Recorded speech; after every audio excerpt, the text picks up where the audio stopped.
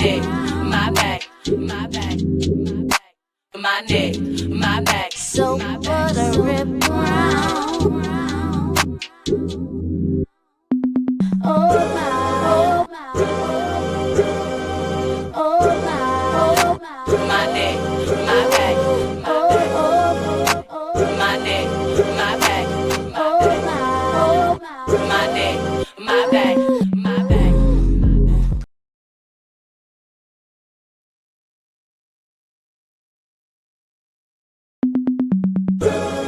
Black girl, if you a black girl, if you a black girl, if you a black girl, if you a black.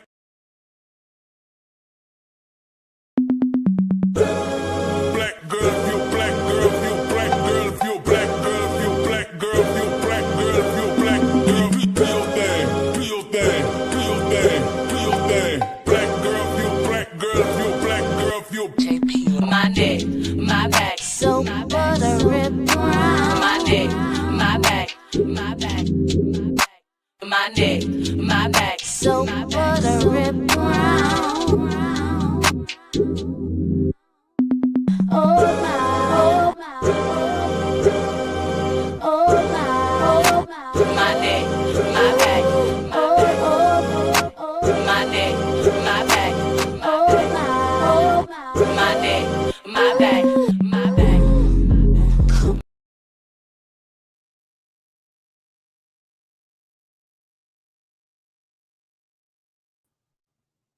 Hello, everyone. I hope you guys can hear me. I hope there are no technical difficulties today. I just wanted to come on here and do a quick live. Hopefully this will be a quick live. It won't take up too much of your time. I don't really have too many stories prepared, but there was just something on my chest that I had to get off. I thought that I was going to add it in my other live, but I guess I forgot. I think I meant to add this story in my previous live, but I forgot. So I'm going to talk about it here. So this Shaboozey guy, he's really something else. He is really something else. And I'm really mad at Beyonce for introducing me to this man because I did not know anything about Shaboozey before that song that he did with Beyonce. I knew nothing about this man. And the more I find out about him, the more cornerish he seems. I mean, his name, Shaboozey alone, should tell you everything. That's not even his real name. And the only reason he goes by that name is because clear people could not pronounce his name correctly. So he started going by that name because that's what they were calling him. He's a clown to me. He's a clown. So yeah, let's get into this. So the Grammys were on, oh yeah, my mic is on. The Grammys were on Friday. I'm sorry, the Grammys were on February 1st, and Shaboozey won his first Grammy for Best Country Duo Group Performance for his song Amen.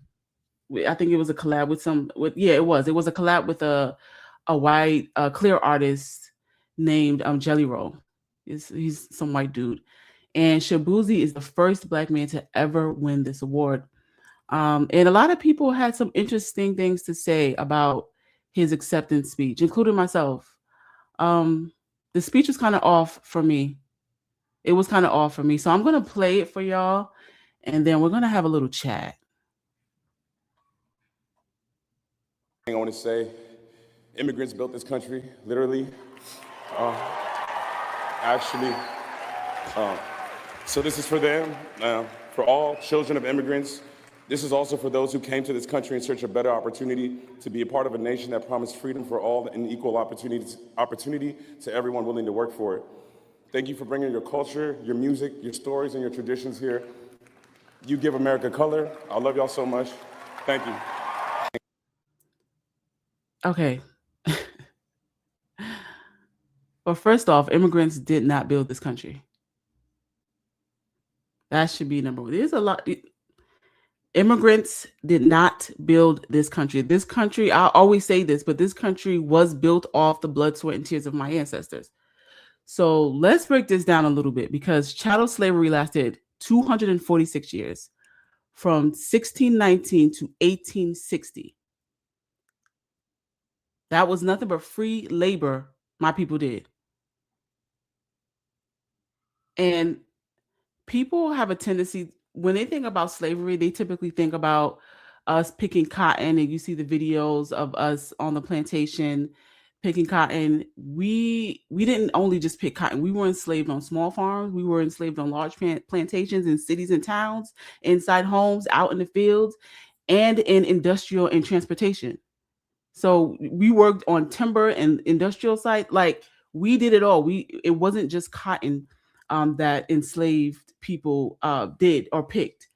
Um, like we built up the country. That's why I never understand this argument when I hear immigrants in particular say this, that immigrants built this country. Y'all didn't build this country. It's just a fact. Like that's just not the reality. That's just not the truth. Um, I'm trying to gather my thoughts because I'm trying not to be too angry, but every time I see this acceptance speech, when I'm scrolling through social media, it upsets me. It upsets me. It really does. And what came right after slavery was the Civil War. And then what came after the Civil War? It was some good old Jim Crow laws. And the Jim Crow laws, that essentially, it's basically black codes. And it forced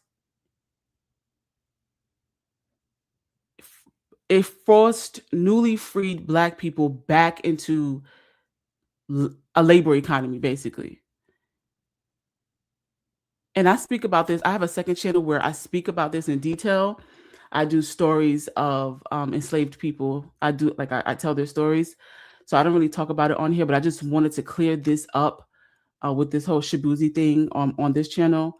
But yeah, so basically Jim Crow laws, it basically forced newly freed black people back into the labor economy. And if we're going to keep it real, Jim Crow laws like I said, they were very similar to slavery and how it operated. There were so many black people getting arrested and convicted on minor infractions or just set up and lied on so they could throw them in jail and force them back into free labor. It was called convict leasing or lease, something like that. I think it was called convict leasing.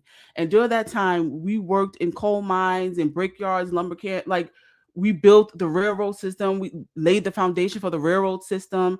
So Black Americans built this country, not immigrants. I don't even know where that narrative came from. And it needs to be deaded immediately. It needs to be deaded immediately. And I'm tired of hearing it. I'm so sick of hearing that argument. And that's why I feel like unfortunately, there's so much separation. Well, it's always been there, but it's really at the forefront now. Like as far as separation between foundational Black Americans and Black immigrants and brown immigrants in other racial groups in this country. I feel like there's such a separation between us now, especially with everything that's going on with ICE and everything like that. I really do think we're tired of the blatant disrespect when it comes to our achievements, accomplishments, and just, all that we've given either by force or simply through our brilliance and innovation. Now Shaboozey did give a quote unquote apology that I'm going to read to y'all. Let me pull it up on my phone because Lord knows I can't see. I'm gonna see, where is it? Here it is. Let me pull it up on here, actually. So he says, first and foremost, I want to express my deep gratitude to everyone who has supported and celebrated my journey as an artist. I also want to acknowledge the conversation surrounding my acceptance speech. To be clear, I know and believe that we, Black people, have also built this country. My words were never intended to dismiss the truth. I am both a Black man and the son of Nigerian immigrants. In the overwhelming moment of winning my first Grammy, my focus was on honoring the sacrifices my parents made by coming to this country to give me and my siblings opportunities we never had. At the same time, winning this award on the first day of Black History Month, that needs to be changed to Foundational Black History Month, by the way. But anyway, on the first day of Black History Month and becoming the first Black man to win Best Country Duo is Black history. It stands on the foundation laid by generations of Black people who fought, sacrificed, and succeeded long before me. This moment belongs to all of us. My entire career has been rooted in uplift. If it belonged to all of us, you would not have got up on that stage and said you would not have gotten up on that stage and said immigrants built this country. My entire career has been rooted in lifting people up, honoring where we come from, and expanding what's possible. I am proud to be part of this legacy, and I intend to continue doing that work for the rest of my life. Chabu. Chabu. Chabu. So basically, he just doubled down on what he said. Got it. Got it. That's basically what that was. Okay. The funny thing is, Black Americans, this is no shade. I'm only telling you the historical facts. This is no disrespect, no shade. So I don't understand where all this immigrants built this country. Every immigrant that was coming on that stage doing the Grammys, immigrants built this country. Immigrants built this country. Oh, the immigrants built this country. Okay. The funny thing about that is Black immigrants wouldn't even be over here like that if it wasn't for the Civil Rights Act. And I think it was called the Hart-Celler Act. And that act, there was basically a quota that America had for Black immigrants coming into this country. And after the Civil Rights Act was passed, and after the Hart-Celler Act was passed, it was basically abolished, right? And so it basically allowed large mass amounts of numbers of Black and brown immigrants to come over here and to make a living and to make a way. Because like I said before that, the quota was very, very, very small. It was very small. They had for y'all to be able to come over here. And if you did come over here, they were sending your ass back. A lot of immigrants who came over here in the early 1900s, like early 1900s, it was mostly like, I want to say Germans, Japanese, and I think Italians. And if you were Black, they were sending your ass back. Yeah. So his whole speech, it honestly, it blew my mind. Anyway, it really did. It blew my mind because it's like, sir, I don't understand. If I could understand it, maybe I wouldn't feel this way, but I don't understand that argument, and I don't understand why they keep saying that. And the only conclusion that I can come to as to why they keep saying that is because they feel like it, and they have they have no respect for Black Americans and what we've achieved and what we've accomplished in our legacy here in this country. They just have no respect for it. And I want to repeat, not all immigrants, but Black immigrants were the ones that benefited mostly from the Hart-Celler Act because they were not allowed to come over here. I just want to repeat that. Like I feel like there's a sense of entitlement amongst Black and brown immigrants. And I feel like there's a lot of like destiny swapping, mimicking, cosplaying going on. And I truly believe that in the years to come, let me drink some water. I truly believe that in the years to come, this is going to be studied. This is going to be studied. I really do believe that. So for him to get up there and talk like that while accepting an award for country music that was created by a foundational Black man named D. Ford Bailey during Black History Month, that was initially created by a foundational Black man named Carter G. Woodson. Like, mouth was hanging open. That was really rich of him. That was really fucking rich of him, honestly. Dr. Martin Luther King's daughter, Dr. Bernice King, posted this on her X account. She spoke out about this too. Because I'm telling you, we were all, I think as a collective, a lot of foundational Black Americans were all flabbergasted. Like, huh? Where are all these speeches coming from talking about immigrants built this country? Like, yeah, I don't get it. But this is what Dr. Martin Luther King daughter, I think it's his youngest daughter, right? Bernice is the youngest daughter, I think so. This is what she had to say. So she said, I don't know why it showed up like that. It's pissing me off. Oh, let me see. Can I remove it?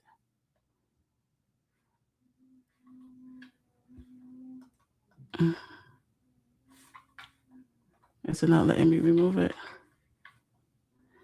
This is acting up today. Oh, anyway, I'm going to read it like this. Sorry, guys. For some reason, it's acting up. It says, are people, including enslaved Africans, descendants of those enslaved, and Black people whose unjust, low-wage labor sustained the economy in the 1800s/1900s as immigrants when they say immigrants built this country? Because chattel slavery was the express purpose of building empire. Let's not forget we built the White House as well. Our ancestors weren't folks who came here seeking a better life. They arrived in chains, were bred like cattle, and severely violated sexually and otherwise. Their trauma shouldn't be diminished or forgotten, even in efforts towards freedom from ISIS' inhumane, violent tactics. We can only get justice for all when truth is taught, embraced, and spoken. Yeah. That was Dr. Bernice King. Stop playing with us. Please. Stop. It's annoying. It's annoying. And I'm trying to be as respectful as I can. I don't know why this is not moving. Let me see if I can remove this. Hold on, y'all. Sorry.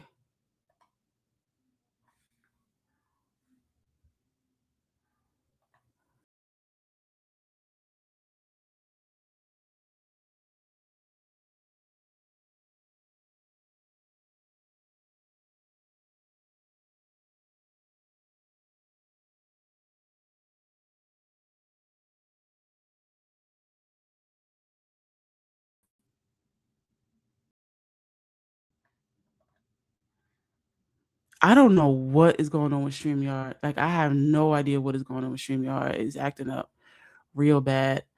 But yeah, I just wanted to get that off my chest and talk about that. And my very last topic, like I said, I wasn't going to be on here too long. My very last topic is about Savannah Guthrie. How do you pronounce her name? Savannah Guthrie. It's some clear people news, child. So her mother went missing. Her 84-year-old mother has been missing since January 31st, 2026. So I'm going to play a few clips, actually. Let me see. The first clip is going to show what was initially said when she went missing. And then I'm going to show what Savannah and her siblings had to say about the situation. So this is the first clip. I don't know what is going on with this right now. What is going on? Y'all, my StreamYard is acting crazy. It is glitching so bad. Wow. I don't even know what to say. It's glitching. Nancy, who is 84, was last seen Saturday night and reported missing on Sunday by family members. Savannah saying in a statement, on behalf of our family, I want to thank everyone for the thoughts, prayers, and messages of support. Right now, our focus remains on the safe return of our dear mom. We thank law enforcement for their hard work on this case and encourage anyone with information to contact the Pima County Sheriff's Department at 520-351-4900. In a news conference late last night, the Pima County Sheriff said multiple teams responded to the scene. This is very concerning to us.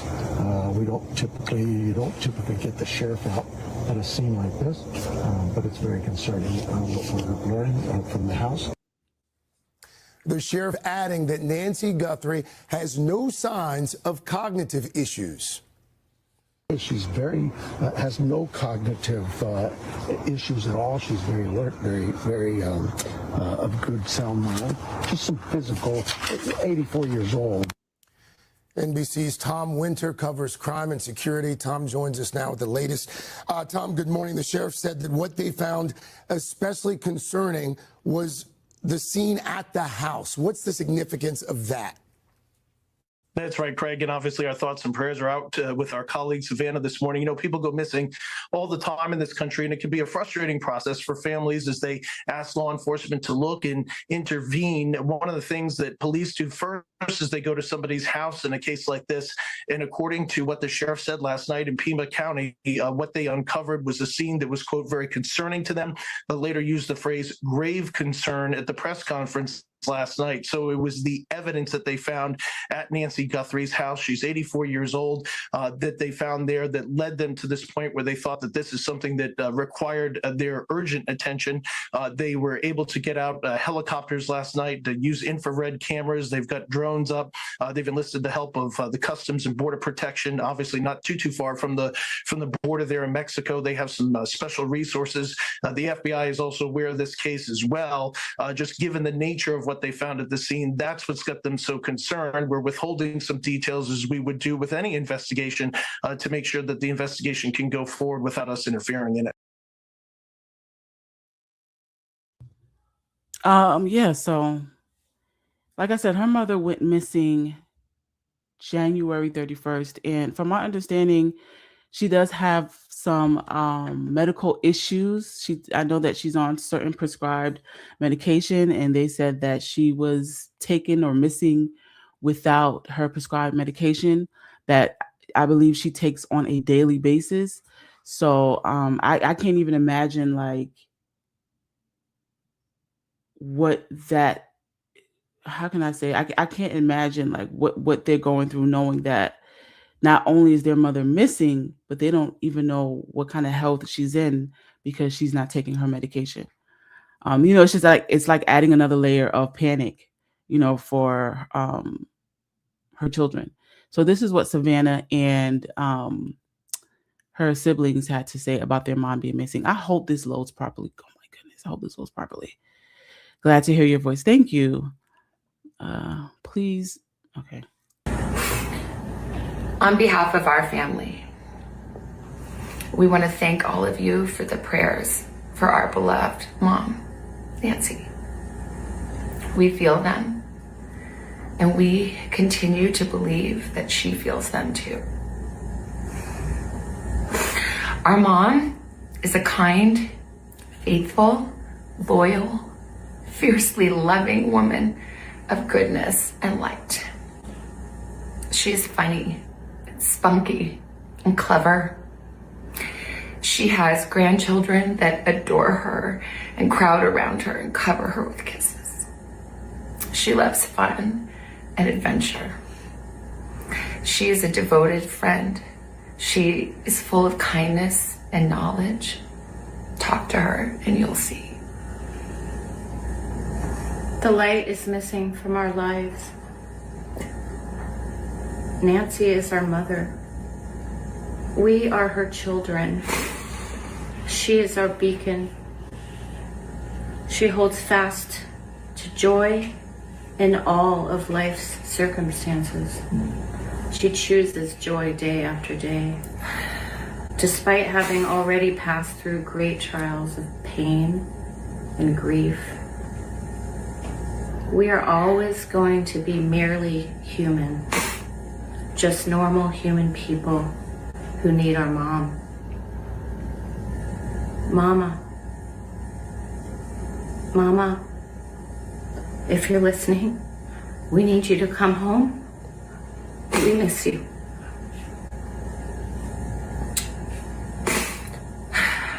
Our mom is our heart and our home.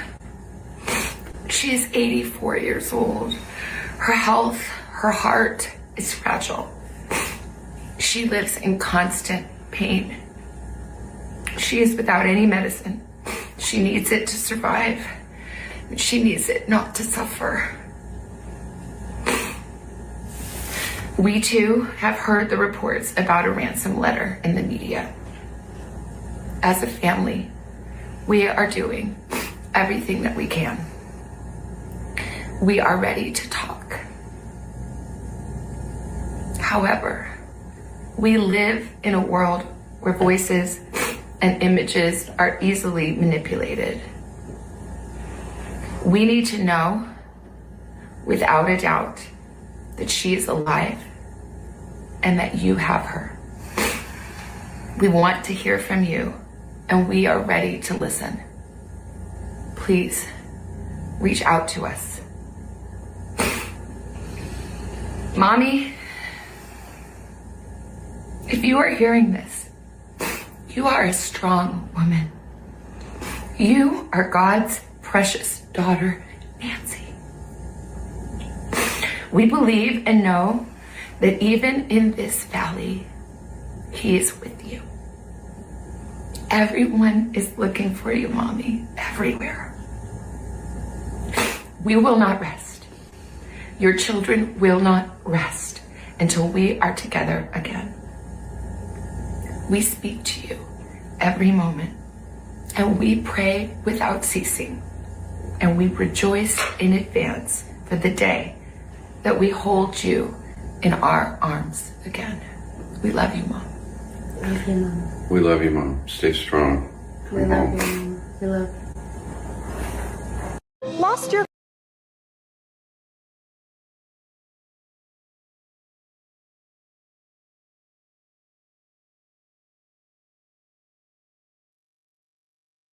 This is crazy. I don't know what to say. Like, I wonder, was this like a planned kidnap, like if she is kidnapped and not just missing? I wonder if this was a planned kidnapping, knowing that this lady is the mother of Savannah Guthrie, who works, I believe she works on the Today Show. I think she's a anchor or co-host on the Today Show, knowing that, you know, she possibly has a lot of money and can pay for the ransom to have her mother released. This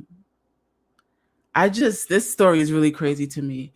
There's so many like theories and speculations and allegations as to what happened to her mother and why she's missing. Some people are saying they're targeting Savannah because she interviewed a lot of the I have to say allegedly because, child, I'm not trying to get my page messed up. It's already jacked up as it is. But they're saying that this could possibly be a planned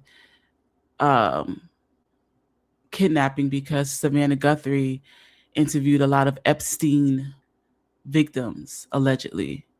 A lot of his alleged victims. I just don't know. This is so crazy. I just don't know. I hope that, you know, she's returned back home or she's found safe and sound, because this is a crazy, wild story. But yeah, that's really all I have for y'all. It was a little clear people news for y'all. And yeah, thank you guys for tuning in. And please do not let anyone, this is foundational Black American History Month. This is foundational Black American History Month. Do not let anybody play with you. Do not let them sell you that story or that lie about how it was immigrants and just everybody who built the country. I literally just broke it down for y'all. Like I said, I typically do this on my second channel. But they demonetized that channel, child, because I had did one story on one particular civil rights activist, and it was like, I don't think so. Snatching that monetization.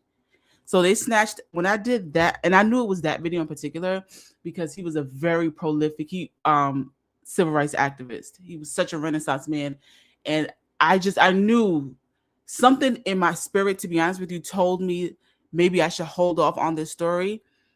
But the bull in me, being that I'm a Taurus, was like, no, I'm gonna post it anyway. And I don't even want to say his name over here because anyway, I posted that video and it was like, strike. Monetization taken. I was like, oh, and I thought it was just that page that they took it. And then when I came over here, I saw they took it from here as well. And I was like, oh, wow. Okay, I'm sorry. Like, this man is, God rest his soul, he is long gone. So now I have to work on getting my, and I let it go. I was like, I'm not even gonna try to fight it or what. So now I'm working on getting my monetization back. So yeah. Hey Monique, hey Roy, hey. Yeah. So those are the only two stories that I have for y'all. And again, Do not let anybody play with you during this foundational Black American History Month. Don't let them play with you. Please. And if they try to sell you, like I said, if they try to sell you that story about how immigrants built this country, the only thing that you should be saying to them during foundational Black American History Month is, "You're a dummy, bitch. You're a dummy, bitch." That's it. That's it. That is the only response I want to be having for people when they try to come at me with that mess. Because I'm just not tolerating it. Not this month, I'm not tolerating it. I'm really not. So when I tell y'all I be in those chats on my man told he was like, babe, you gotta stay off TikTok because you be going at these people that don't know the history of America. You talking to people who don't know the history of America. I be in those chats going off. I remember someone called me Harriet Tubman because